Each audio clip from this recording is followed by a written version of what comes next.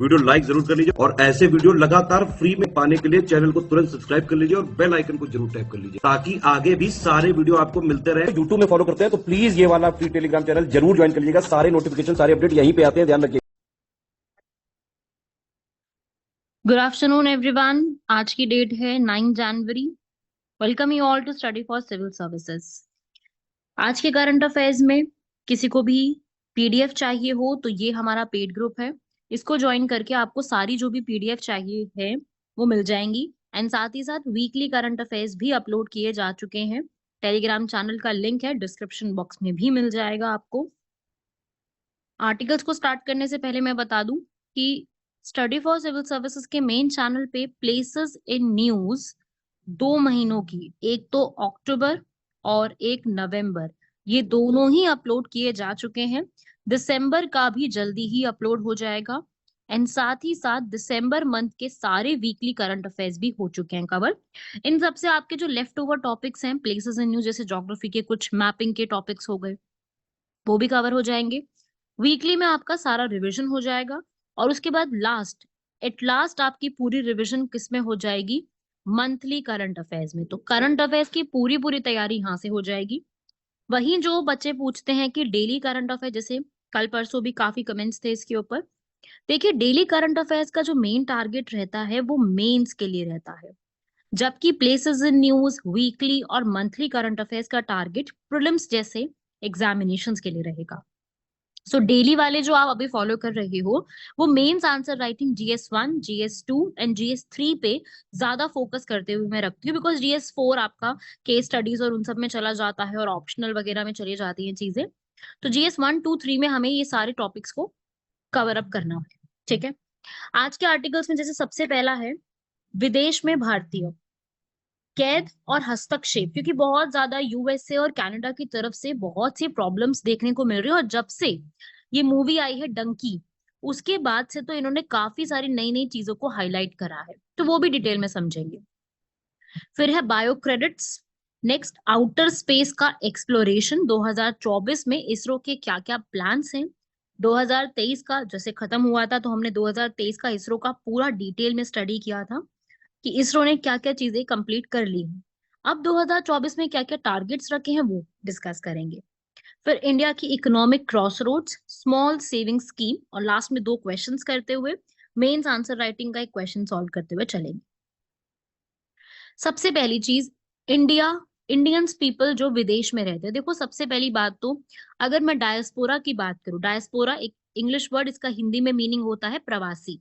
तो भारत के जितने भी लोग हैं वर्ल्ड में, अगर बात करूं ओवरसीज इंडियन जो रहते हैं, वो सबसे ज्यादा बड़ी संख्या में, मतलब किसी भी कंट्री में ऐसा नहीं है कि नंबर ऑफ पीपल जो outside their country, native country रहते हो, इंडिया से ज्यादा किसी का नहीं है। 210 देशों में रहते हैं भारतीय, और उनकी पॉपुलेशन जो रिकॉर्डेड है इससे ज्यादा ही होगी। रिकॉर्डेड कितनी है? 3.2 करोड़।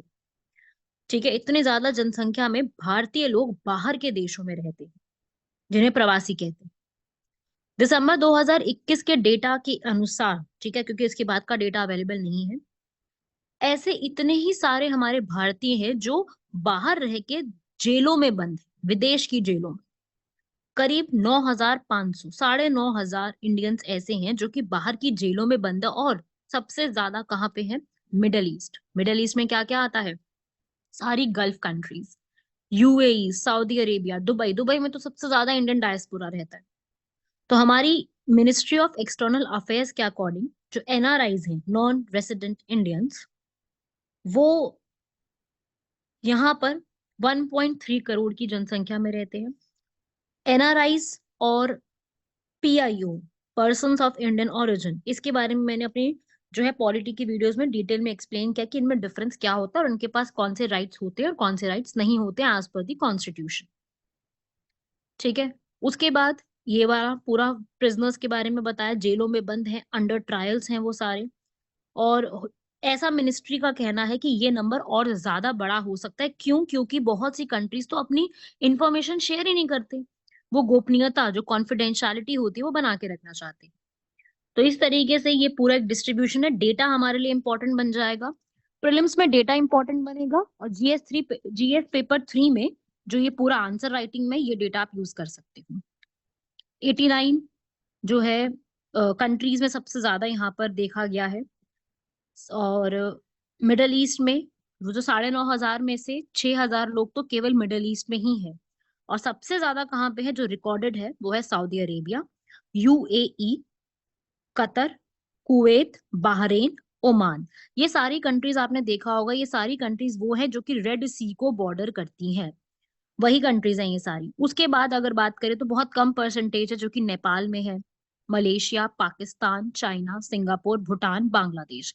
काफी कम इंडियंस हैं जो कि यहाँ पे जेलों में है, लेकिन मेजोरिटी कहाँ पे है वो आपको पता चलता है। यूरोप में भी है, यूरोप में भी इंडियंस हैं जो कि प्रिजनर्स की फॉर्म में हैं, अभी भी कैदी हैं। कहाँ पर? यूके, इटली, जर्मनी, फ्रांस और स्पेन। सबसे कम संख्या स्पेन में है। तो ये सब जो चीजें हैं, ये किस तरीके से इनको जेल में डाला गया, कोई रीजन है या फिर सिर्फ भारतीय होने के नाम पे, मतलब क्या है प्रॉब्लम? बेसिकली जो पूरा एक डेटा निकल के आया उसके अकॉर्डिंग जब इसको पूरा क्लोजली मॉनिटर किया गया कि ये सब चेक किया जाए, तो ये पता चला है कि वहां पे इंडियंस ने लोकल लॉज का वायलेशन किया है। ठीक है, वो डंकी मूवी वाला काम नहीं किया उन्होंने, वो भी किया है, वो भी मैं बताऊंगी अभी। लेकिन ऐसा पता चला कि मैक्सिमम जितने भी लोगों को जेल में रखा गया है उन्होंने वहां पे जो उस एरिया में लोकल लॉज को पूरा एक वायलेशन करा है, जो वहां के होते हैं लॉज उसके हिसाब से रखा है। उसके अलावा उन्होंने ये बोला है कि पहले तो हम ये भी आइडेंटिफाई करने वाले हैं कि उनको हम किस तरीके से लीगल असिस्टेंस दे सकते हैं। असल में इस पूरे को टैकल करने के लिए एक अलग से फंड बनाया गया है इंडियन गवर्नमेंट द्वारा, that is Indian community welfare fund, भारतीय समुदाय कल्याण कोष करके बनाया गया है, जो कि जिसमें इंडिया के लॉयर्स रहेंगे, जहां पे वो लॉयर्स उन लोगों के लिए केसेस को फाइट करेंगे। ये वेलफेयर फंड है, इसमें कोई फीस नहीं रखी जाएगी, कोई भी फीस आपको यहाँ पे नहीं पे करनी होगी। बस इनका काम यही है कि जितने भी लोग बाहर हैं, मिशन पे गए हैं, पोस्ट पे गए हैं या विजिट वैसे ही रहने गए हैं, ओवरसीज इंडियन नेशनलिस्ट है, उनको इस तरीके के केसेस में जो केस जेन्युइनली डिजर्विंग केसेस हैं उनको फाइनेंशियल असिस्टेंस दी जाएगी, उनके ट्रैवल डॉक्यूमेंट्स, एयर टिकट्स वगैरह सब कुछ करा जाएगा। और इसी फंड से उन लॉयर्स को भी सपोर्ट किया जाएगा, क्योंकि लॉयर्स को भी तो आना जाना पड़ेगा ना बाहर, तो उनके ट्रैवलिंग का, एयर टिकट, सब कुछ वो फंड ही सब कुछ टैकल करेगा, मतलब गवर्नमेंट टैकल। ठीक है ना? तो ये पूरा डेटा था जो कि आपको पता होना चाहिए।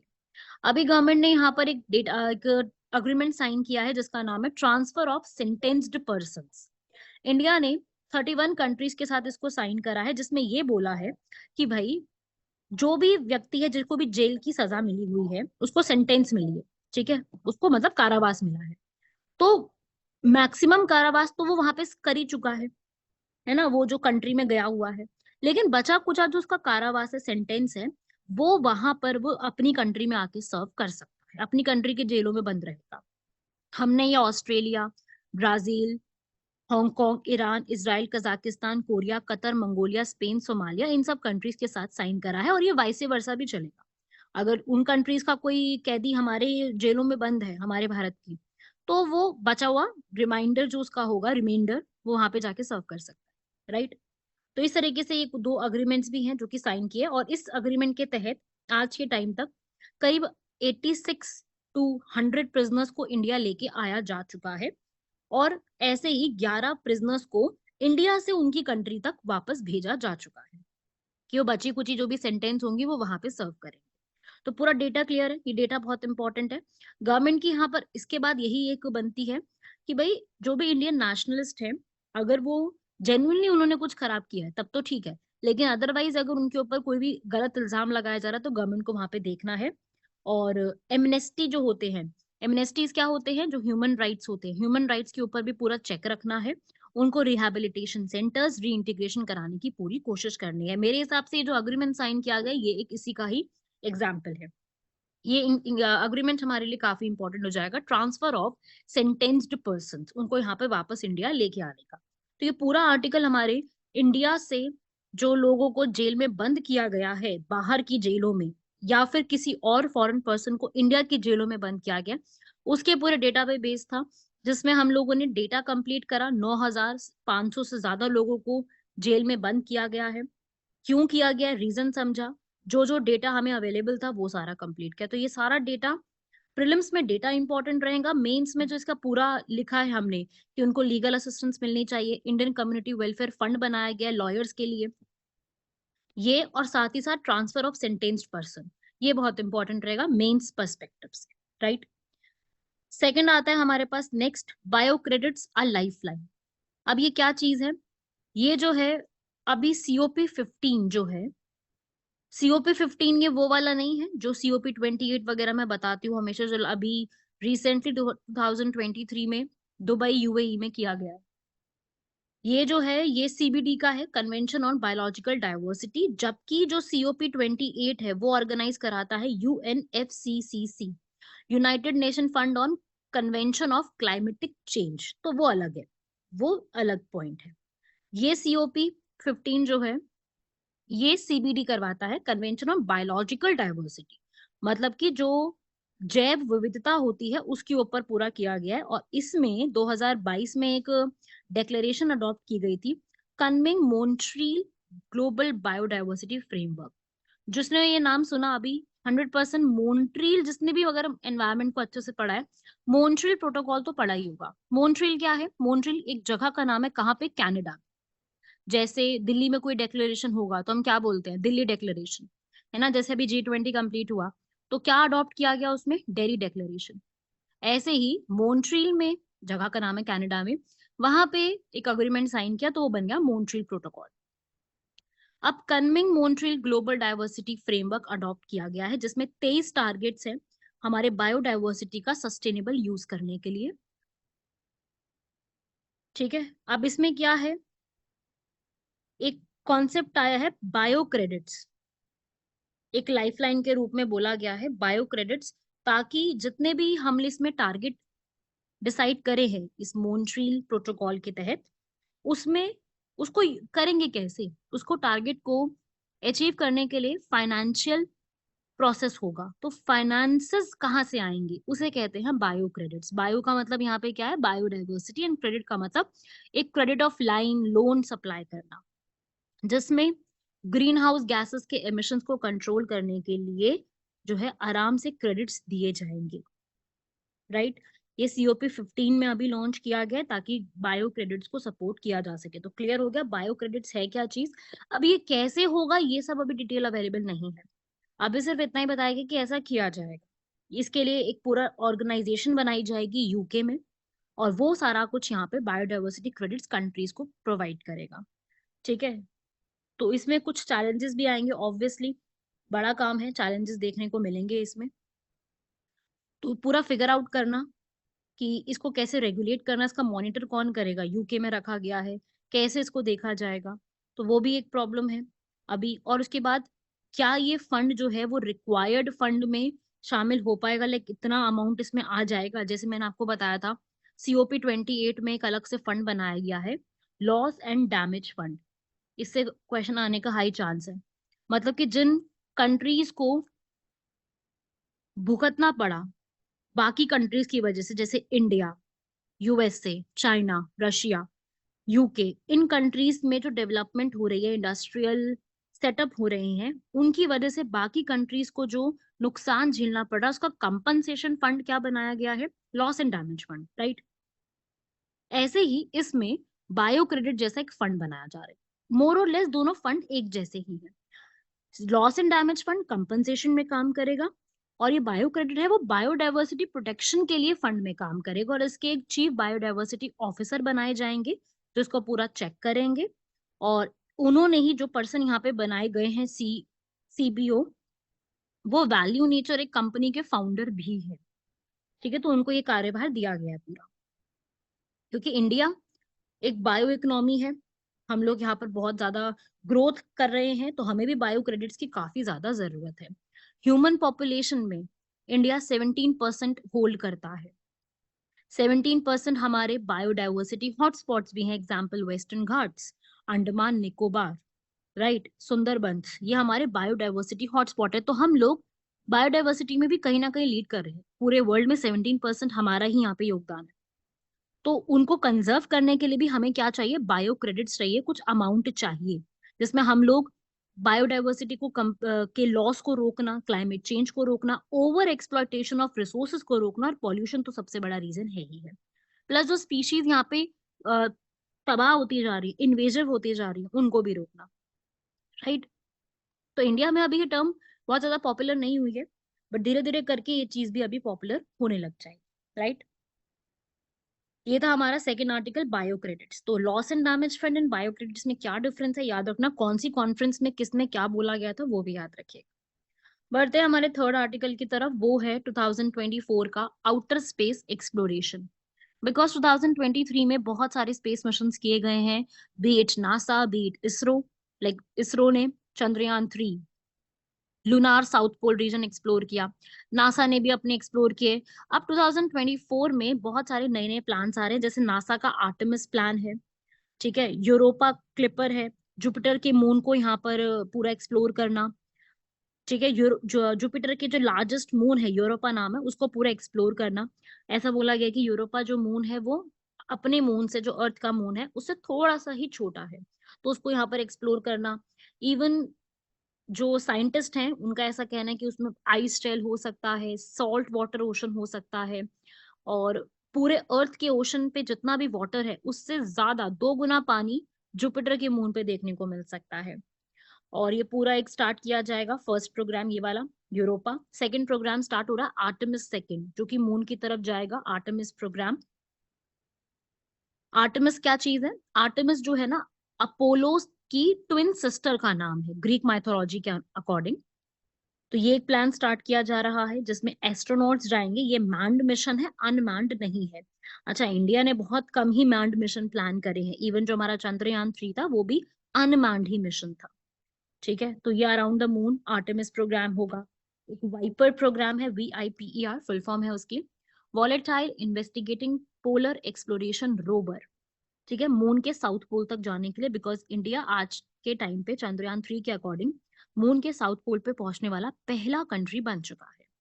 वहां पर ये रोबोटिक मिशन रहेगा, वाइपर नासा का है मिशन, जिसमें वहां पर जो भी मॉलिक्यूल सब्सटेंसेस होंगे, वॉलेटाइल सब्सटेंसेस बेसिकली, जो कि इजीली वेपराइज हो जाती हैं, जैसे कि वाटर, CO2, उनको चेक करने के लिए, उनको सर्च करने के लिए रोबोटिक मिशन स्टार्ट किया जाएगा, जो कि 2024 में है।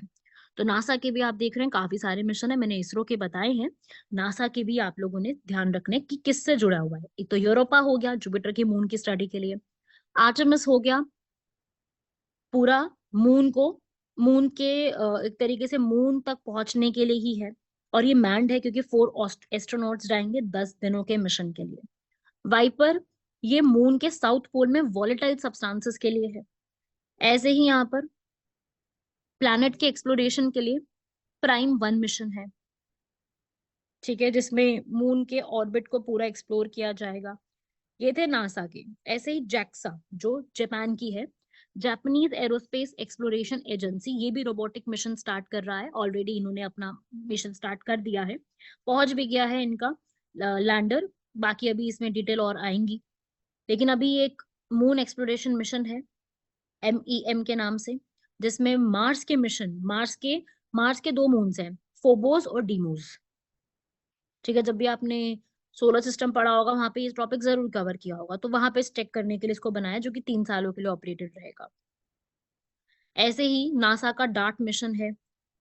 इंडिया भी यहाँ पर इस बार, मैं बहुत बार अपनी वीडियोस में बता चुकी हूँ, एक बार फिर से मैं बता रही हूँ, इंडिया भी इस बार 2024 में पहला गगनयान मिशन स्टार्ट करी, और ये वाला ह्यूमन स्पेस फ्लाइट में होगा, 2024 में ही human space flight, G1 mission, Gaganyaan mission, right.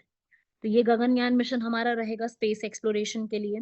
उसके बाद मैंने आपको बताया है निसार सैटेलाइट, नासा और इसरो की सैटेलाइट, इसको आप, जिसको नहीं पता वो नोट्स में लिख लो।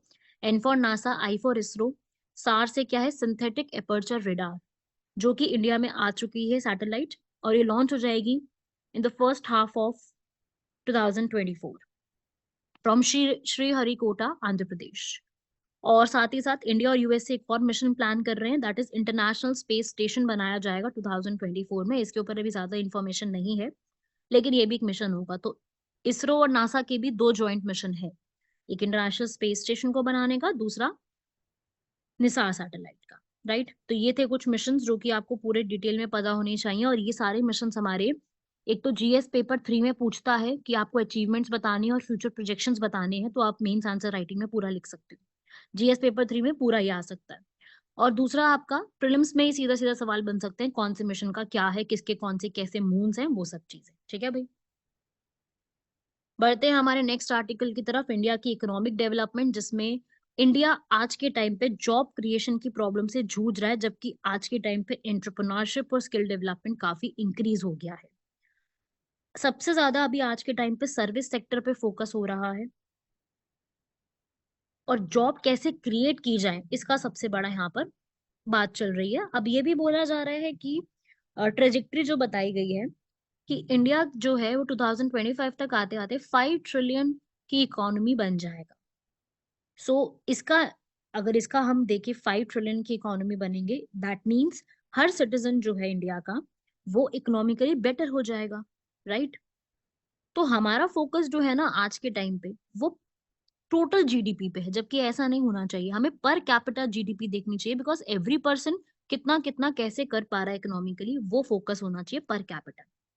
ठीक है, लेकिन जितना भी जीडीपी निकाला जाता है that is based upon the total GDP, GNP भी नहीं, टोटल जीडीपी ही निकाला जाता है। और ये जो डिबेट है, ये वाली जो पूरी पॉइंट बताया मैंने, ये रघुराम राजन जो हमारे फॉर्मर आरबीआई के गवर्नर भी रहे हैं, और उन्होंने साथ में रोहित लांबा के साथ जो बुक लिखी थी breaking the mould reimagining India's economic future, उसमें उन्होंने इस बात को उठाया है। तो अपने इंडिया में अभी सर्विस सेक्टर और इंडस्ट्रियल ग्रोथ, सर्विस सेक्टर जो है वो काफी ज्यादा बढ़ रहा है, ग्रो तेजी से ग्रो हो रहा है। तो अभी यहाँ पर आईटी, एआई, इन सब चीजों के ऊपर ज्यादा फोकस किया जा रहा है, जबकि जो लेबर वर्क है वो यहाँ पर एक बेटर करने पे ध्यान नहीं दिया जा रहा है। तो सर्विस लेड मॉडल काफी इंक्रीज हो गया है, right.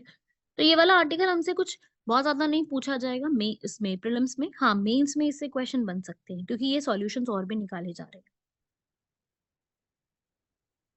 Right everyone.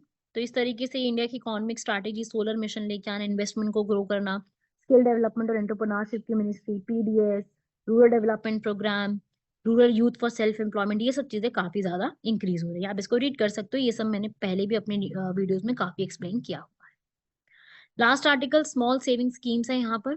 Sukanya Samriddhi account scheme के तहत यहाँ पर गवर्नमेंट ने रिटर्न्स को इंक्रीज कर दिया, 8% से 8.2 कर दिया है। 3 ईयर के टर्म डिपॉजिट पर आपका 7 से 7.1% कर दिया गया है। जो पीपीएफ होता है उसका यहाँ पर अभी सेम ही रखा है, 7.1% ही। तो ये है स्मॉल सेविंग स्कीम्स जो आप करते हैं उस पे जो रिटर्न्स होंगे वो इंक्रीज कर दिए गए हैं आरबीआई के अकॉर्डिंग, इसको और ज्यादा बढ़ा दिया गया है। अब सुकन्या समृद्धि अकाउंट स्कीम बेटी बचाओ बेटी पढ़ाओ के तहत ही स्टार्ट की गई थी, जिसमें एक लड़की के लिए सुकन्या समृद्धि है ना, तो लड़कियों के लिए है, जिसमें गर्ल्स के लिए यहाँ पर उनकी एजुकेशन और उनके मैरिज के जो एक्सपेंसेस होते हैं उसके लिए यहाँ पे पैसा जोड़ा जाएगा। बिलो द एज ऑफ 10 कोई भी लड़की है उसके पेरेंट्स द्वारा इसको खोला जा सकता है, जिसमें हायर इंटरेस्ट रेट के साथ आपको प्रॉपर मिलेगा। ठीक है, और पीपीएफ भी एक लॉन्ग टर्म इन्वेस्टमेंट के रूप में गवर्नमेंट यहाँ पे रिटर्न्स दे रही है 7.1% के। ठीक है ना, इस तरीके से इन्वेस्ट कर सकते हो, 500 रुपए से लेकर 1.5 लाख तक वहां पे इन्वेस्टमेंट किया जा सकता है। तो government already small saving scheme काफी सारी चला रही है। तो यही बताना था। बाकी आते हैं आज के क्वेश्चंस में। न्यू इवोल्यूशनरी लॉज जो कि साइंटिस्ट ने यहाँ पर बताए हैं उससे जुड़ा हुआ क्वेश्चन है। सबसे पहला यहाँ पर ये लॉ कहता है कि भाई दो तरीके के फंक्शंस होते हैं नेचर में, स्टेबिलिटी, डायनामिक, राइट। ये स्टेटमेंट ठीक लिखी हुई है। और जो न्यू इवोल्यूशनरी लॉ है वो लिविंग और नॉन लिविंग और मिनरल स्टार्स, इन सब की सब चीजों के बारे में एक्सप्लेन कर सकता है, और नेचुरल सिस्टम में किस तरीके से डाइवर्सिटी और कॉम्प्लेक्सिटी होती है उसको भी एक्सप्लेन कर सकता है। तो स्टेटमेंट्स ऑलमोस्ट करेक्ट ही लिखी हुई थी ये वाली। नेक्स्ट आता है यहाँ पे एक तिलापिया पैरोवायरस, जो यहाँ पे इंडिया में फर्स्ट टाइम तमिलनाडु में यहाँ पर देखा गया है, एक नया काइंड ऑफ वायरस।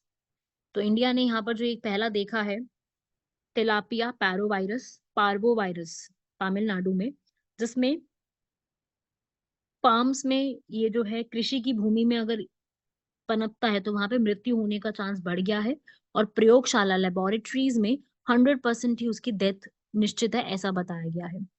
इंडिया में काफी ज्यादा इसको देखा गया है, तो एक ये याद रखिएगा, पैरोवायरस भी एक जैसी चीज जो है वो देखने को मिली है। छोटा सा ही पॉइंट था, ये भी याद रखिएगा। तो ये थे आज के हमारे कंप्लीट आर्टिकल्स, जिसमें से क्वेश्चन बनते हैं और काफी इंपॉर्टेंट है। जितना भी डेटा आपको बताया गया है यहाँ पर, डेटा हमारे लिए काफी जरूरी आज का रहेगा। So try to cover these facts, जितना ज्यादा लिख सकूं इनको नोट्स में, इसको लिख भी लीजिएगा। बाकी मिलते हैं आप सभी लोगों से नेक्स्ट लेक्चर। धन्यवाद, शुक्रिया, जय हिंद।